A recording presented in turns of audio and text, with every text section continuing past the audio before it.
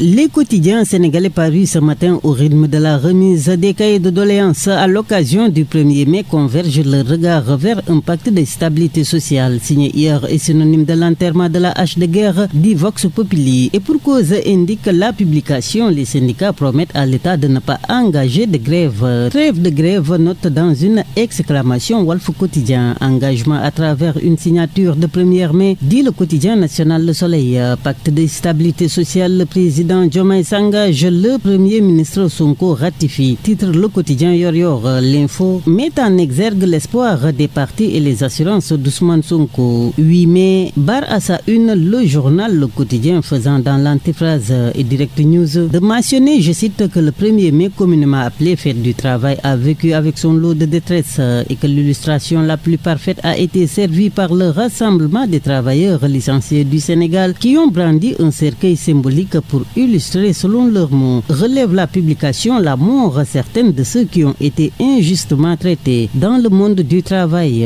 Négociation tripartite entre gouvernement, syndicats des travailleurs et les associations d'employeurs, écrit la Tribune. Le journal à sa une parle d'un pacte de la trahison, déclarant à ce propos que les syndicats poignardent les travailleurs licenciés. Les cœurs n'étaient pas à la fête. Titre de son côté, enquête.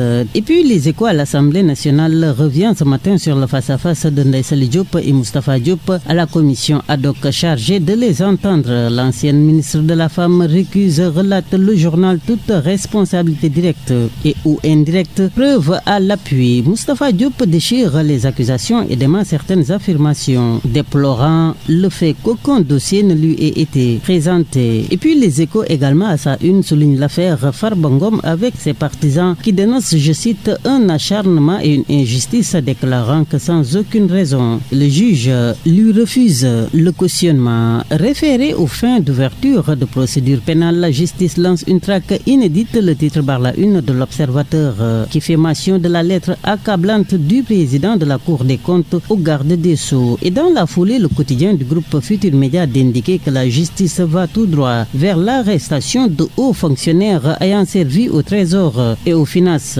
Sport, Beach Soccer Mondial 2025, première journée, le Sénégal défie l'Espagne cet après-midi à notre record. Et si c'était enfin la bonne pour les Lions, se demande Point Actu Sport.